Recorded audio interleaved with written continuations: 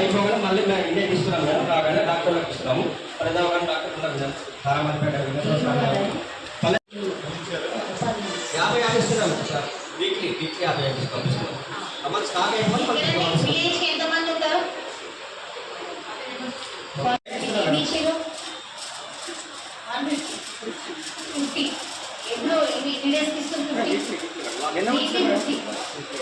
నేను ఫీల్డ్ వచ్చేస్తాను.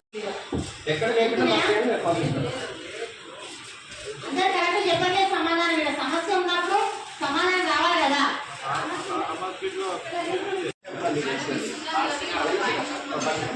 అక్కడ తీసుకెళ్ళాలి.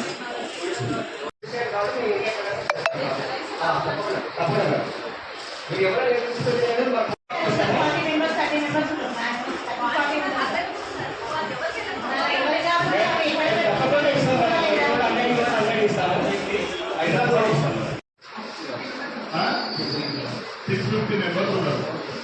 650 ఇవ్వాల్సిన బాధ్యత మీరు.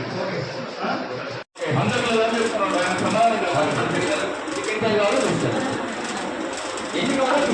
ఎన్ని కావాలంటే ఏంటంటే 650 మంది లిస్ట్ ఉండదు. సరైన ప్యాకెట్స్ అందుతున్నాయా? 650 ఇస్తాము తీసుకెళ్ళండి అనడం మండలి మొత్తము 650 మంది ఉపాధి కూలీలు పనిచేస్తున్నారు. 650 మందికి సఫిషియెంట్ గా అందేటట్టు సప్లై ఏమంటారంటే లేడీస్ ఎక్కువ దగ్గర ఉన్న దగ్గర బస్ ఆపకుండా వేస్తున్నారు. వెళ్ళిపోయి ముందు ఎక్కడో జెంట్స్ బస్సుల సంఖ్య పెరగలేదు. దానివల్ల కొన్ని ఇబ్బందులు అవుతున్నాయి. ఓవర్ లోడింగ్ పోవడం, ఫుడ్ లోడింగ్ చేయడం అట్లాంటి పరిస్థితులు అవుతున్నాయి. 1100 డీజిల్ బస్సు కూడా మనం సిటీలో ఆడించాము. అది కూడా అందుబాటులోకి వస్తే మాత్రం ఈ సమస్య తగ్గుతుందని చెప్పి అనుకుంటున్నాం. బస్సులు అవుతున్నారు. దాని మీద మీరు దృష్టి పెట్టారు. అదే కాకుండా వీడియోస్ పింఛన్ కూడా చచ్చిపోయిన వాళ్ళకు నెలకు అని చెప్పి ప్రభుత్వం కూడా చెప్పింది. పోయిన ప్రభుత్వం చెప్పింది, ఇప్పుడు కూడా చెప్తున్నారు. వాళ్ళు ఇప్పుడు ఒక్కొక్కరు 1 ఇయర్ అయిపోతుంది వీడియోస్ పింఛన్ బట్టలు చనిపోయి ఇప్పటిదాకా కూడా రాస్తున్నారు. అదేవిధంగా ఇప్పుడు మా దగ్గర 864 డబుల్ బెడ్రూమ్ ఇల్లు కట్టారు. ఆడికి 764 ఇల్లు యాకత్పుర డివిజన్కు డబుల్పుర డివిజన్కి ఇచ్చిపోయారు. మిగతా 100 ఇళ్ళకి ఇస్తామని చెప్పిపోయింది ఎమ్మెల్యే. అవి ఇచ్చినవి కూడా ఇప్పటిదాకా కూడా 7 ఉన్నాయి. ఏం కాదనేది ఆర్టీఓ అడిగితే సపోర్ట్ చేయరు, ఎంఆర్ఓని అడిగితే సపోర్ట్ చేయరు. మాకు వాళ్ళతోటి అవసరం లేదు. కానీ ఈ సభముఖంగా మీకు చెప్తున్నా ఏంటంటే నాకు ఆ రిపోర్ట్ కావాలి.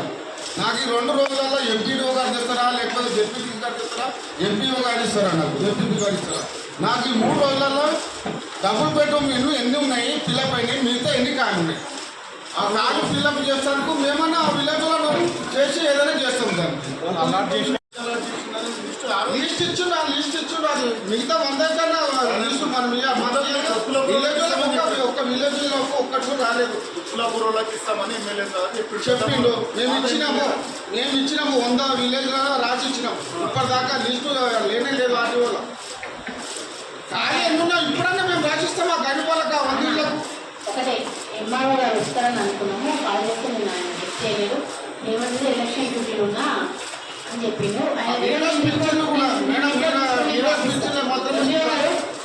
ఎంఆర్ఓ గారు కాల్ చేయండి, చేసి రిపోర్ట్ చెప్పిండు. తెప్పించేసి